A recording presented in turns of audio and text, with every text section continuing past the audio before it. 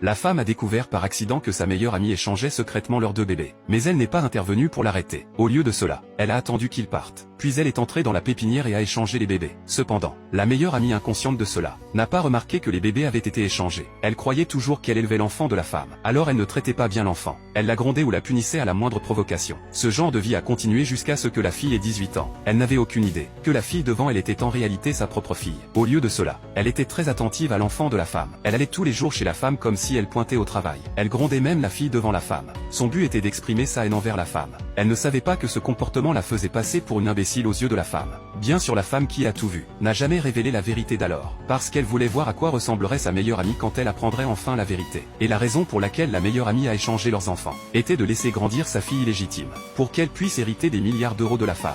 Heureusement, la femme l'a découvert à temps et a échangé les enfants. Pour se venger de sa meilleure amie, elle a planifié lors de la cérémonie de la majorité de sa fille à 18 ans, de transférer tous ses biens au nom de sa fille. Quand la meilleure amie l'a découvert, elle était extrêmement excitée. Elle a immédiatement décidé de réclamer la fille comme étant la sienne à la fête. À la fête, elle est arrivée avec sa fille blessée. La femme l'a grondée en voyant cela. Après tout, les deux enfants étaient nés le même jour. Et gronder un enfant le jour de son anniversaire était vraiment inapproprié. Mais la meilleure amie s'en fichait. Elle a prétendu être la secrétaire de la femme, disant même que son propre enfant était inférieur à la femme, que son enfant servant l'enfant de la femme comme domestique était déjà lui faire une faveur. Et à ce moment précis, elle a accidentellement vu le doigt blessé de la fille. Elle s'est immédiatement approchée avec inquiétude, blâmant même la femme de ne pas prendre soin de l'enfant, disant qu'elle n'était pas apte à être mère. Mais la femme a expliqué que ce n'était qu'une petite égratignure, rien de grave. D'ailleurs, l'enfant de la meilleure amie avait encore des bandages. Mais la meilleure amie a dit que les deux enfants étaient différents. Elle a presque laissé échapper la vérité d'alors. Heureusement, son frère cadet l'a tiré en arrière. Ce n'est qu'alors que la meilleure amie a réalisé qu'elle avait dit quelque chose de travers. La femme s'est moquée d'elle en voyant cela, disant que quelqu'un pourrait penser que la fille était en fait sa fille. Ce commentaire les a stupéfiés tous les deux. Alors la meilleure amie a rapidement changé de sujet. Elle a demandé comment se passait le transfert de l'entreprise. Quand elle a entendu que l'entreprise irait à la fille, elle et son frère ont ricané avec suffisance. Il semblait que tout se déroulait selon le plan. À ce moment-là, la meilleure amie a reçu un appel du médecin. Il s'avère qu'elle avait fait un test de paternité pour obtenir la fortune de la femme. Bientôt, le banquet a commencé. La femme est montée sur scène et a annoncé que sa fille était exceptionnelle. Elle a décidé de confier le poste de PDG à sa fille. La meilleure amie a applaudi avec enthousiasme depuis le public.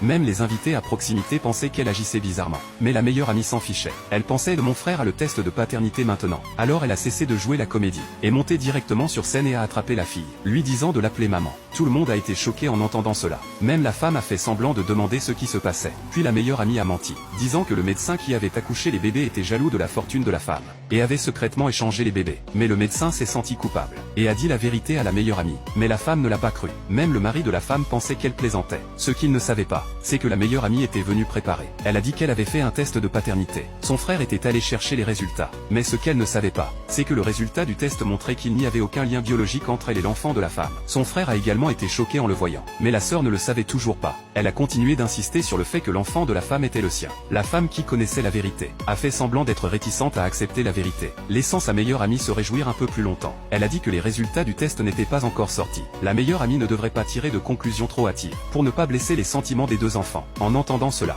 la meilleure amie a dû se taire. Bientôt, son frère a apporté les résultats des tests. La meilleure amie s'en est emparée immédiatement. Après avoir vu les résultats, elle était encore plus certaine que la fille était sa propre fille. La fille avait l'air complètement choquée aussi. La femme a attrapé le rapport pour le vérifier elle-même. Elle avait l'air complètement incrédule. Il s'avère que l'homme a découvert que la fille et la meilleure amie n'étaient pas liées, et a prévu de forger un rapport. Son but était de prendre le contrôle de la société de la femme. Après avoir rendu public les faux résultats, lui et sa sœur ont essayé d'emmener la fille. C'est seulement alors que la femme a réalisé que le test de paternité était un faux. À ce moment-là, l'homme s'est senti très coupable. Mais pour prendre le contrôle de l'entreprise, il a insisté sur le fait que le test était réel. Après tout, forger un test de paternité est illégal. Pendant que tout le monde se disputait, la femme a dit que le test avait été fait en secret par la meilleure amie. Donc son authenticité était difficile à vérifier. Maintenant, il n'avait pas d'autre choix que de le refaire devant tout le monde. Ce serait plus convaincant. Après tout, les enfants avaient été élevés avec amour pendant de nombreuses années. Ils ne pouvaient pas se fier à un seul rapport pour décider que leur fille était celle de quelqu'un d'autre. La meilleure amie a accepté avec confiance. Au moment où ils allaient se rendre à l'hôpital, le frère de la meilleure amie leur a bloqué le chemin,